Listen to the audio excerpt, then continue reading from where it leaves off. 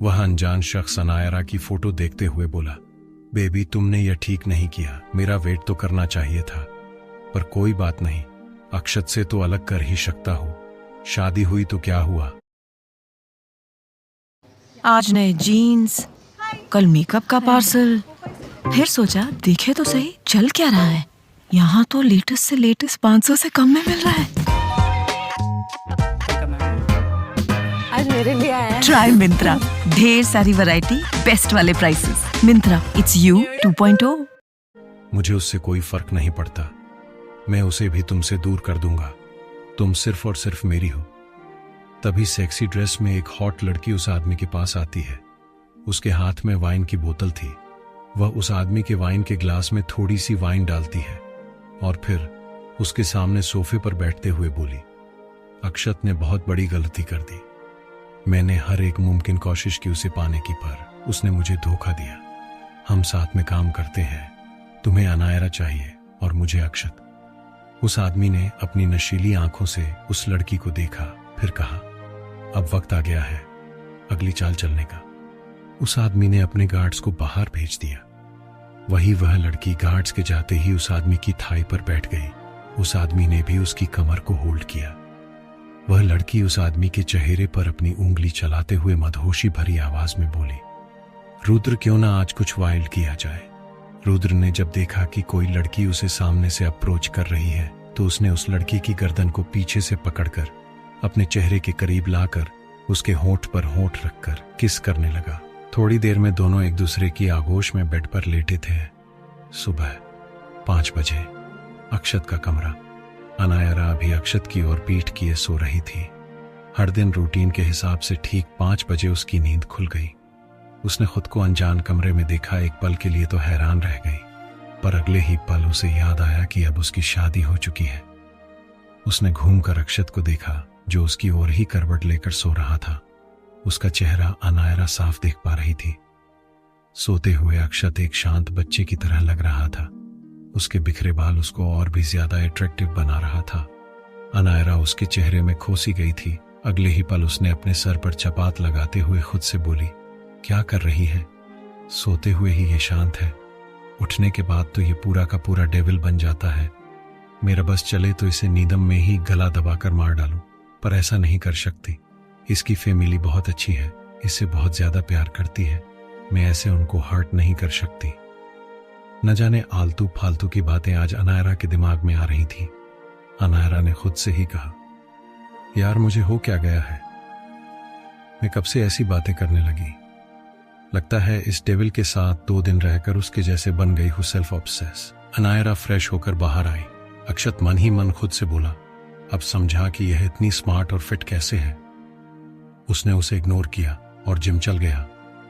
7 बजे अनायरा शावर लेकर बाहर आई और क्लोसेट में जाकर रेडी होकर बाहर आई। उसने ब्लू बिजनेस सूट पहना था जिसमें वह बहुत ज्यादा खूबसूरत और एलिगेंट लग रही थी। उसने अपने भीगे बालों को खुला छोड़ दिया और वहीं स्टडी रूम में जाकर कुछ फाइल्स लेकर बाहर आई। अनायरा ने कल ही मयंक से कहकर बिजनेस की सारी फाइल्स सिंघानिया मेंशन मंगवा ली थी। उसकी कंपनी में काफी लॉस हो चुका था, इसलिए उसे और भी ज्यादा मेहनत करनी पड़ रही थी। तभी उसके रूम का डोर नॉक हुआ। अनायरा ने खोलकर देखा तो वहां मनाली जी सर्वेंट के साथ खड़ी थी। अनायरा को बिजनेस शूट में देखकर मनाली जी एक पल के लिए हैरान रह गई। मनाली ने अनायरा को ऊपर से लेकर नीचे देखते हुए कहा, ये क्या बच्चे, तुम ऑफिस जा रही हो? अनायरा ने नासमझी में अपना सर हाँ में हिला दिया। मनाली सर्वेंट के साथ कमरे में आई। उसने पूरे कमरे को देखा। उसे कुछ अजीब नहीं लगा। वही अनायरा मनाली जो को गौर से देख रही थी। मनाली को कमरे को गौर से देखकर वह समझ गई थी कि वह क्या सोच रही है। अनायरा मन ही मन खुद से बोली, अच्छा हुआ रात को अक्षत की बात मानकर बेड पर सो गई, वरना सुबह सुबह आंटी सब देख लेती तो सब गड़बड़ हो जाती। सर्वेंट ने अपने हाथ में पकड़ा थाल कॉफी टेबल पर रख दिया और वहां से चले गए। मानली जी ने अनायरा के सर पर हाथ फेरते हुए प्यार से कहा, बेटा आज तुम्हारी शादी के बाद पहला दिन है। मैं जानती हूँ तुम्हें इन सब चीजों के बारे में नहीं पता होगा, पर तुम फिक्र मत करो, मैं हूं तुम्हारे साथ। तुम्हें सब सिखा दूंगी और समझा भी दूंगी। मनाली जी के प्यार से छूने से अनायरा को एक माँ का एहसास हो रहा था। वह इस प्यार के लिए बहुत रोई थी, पर उसने कभी सामने से नहीं कहा था कि उसे एक माँ चाहिए जो ऐसे ही उसे प्यार करे। अनायरा काफी इमोशनल हो गई। वह मनाली जी के गले लग गई और बोली, थैंक यू आंटी, मुझे समझने के लिए। मानली जी ने उसे अलग किया और मुंह बनाते हुए कहा, यह क्या, एक तो मेरी तारीफ भी कर रही हो और मुझे आंटी भी बोल रही हो। बच्चे में तुम्हारी भी माँ हो जैसे अक्षत की माँ हो। आज से तुम मुझे माँ ही बुलाओगी। मैं जानती हूँ तुम्हें तुम्हारी माँ बहुत याद आती है, पर तुम कभी अपने मुंह से कुछ नहीं बोलती। मैं तुम्हें वही माँ का प्यार देना चाहती हूँ। क्या तुम मेरी बेटी बनोगी? अनायरा ने मुस्कुराते हुए अपना चेहरा हाँ में हिला दिया। मनाली जी ने उसे वापस गले लगाया और उसके सर को सहलाते हुए कहा, अब आगे से कभी तुम्हारे दिमाग में यह नहीं आना चाहिए कि तुम्हारी माँ नहीं है। मैं हूं ना तुम्हारी माँ। मुझे सास नहीं, अपनी माँ ही समझना। समझ गई? अनायरा उसे अलग होकर हाँ बोली। मानली जी ने उसका हाथ पकड़ा और कॉफी टेबल पर पड़े थाल में से एक रेड सिल्क साड़ी निकालकर अनायरा को देते हुए कहा, आज तुम दोनों में से कोई ऑफिस नहीं जाएगा। आज कुछ रस्में हैं जो पूरी करनी है।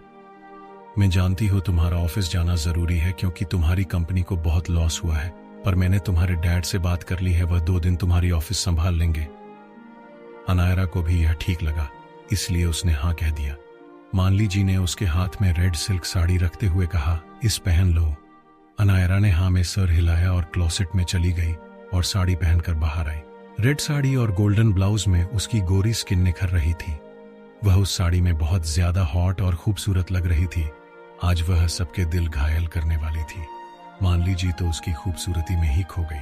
मनाली जी ने अनायरा को ड्रेसिंग के पास टेबल पर बैठाते हुए कहा, मेरा बेटा बहुत लकी है, उसे तुम्हारे जैसी खूबसूरत लड़की से शादी जो हुई है। फिर उन्होंने अनायरा के बाल बनाए। अनायरा को यह सब बहुत अच्छा लग रहा था। वह मनाली जी की सारी बात दिल से मान रही थी। ना ही इसमें कोई कॉन्ट्रैक्ट की कंडीशन थी और ना ही कोई फायदा नुकसान। आज उसे एक माँ का प्यार मिल रहा था जिसमें वह खो सी गई थी। मनाली जी ने ड्रेसिंग के पास पड़ा मंगलसूत्र उठाया और अनायरा को देते हुए कहा, बेटा अब तुम्हारी शादी हो चुकी है।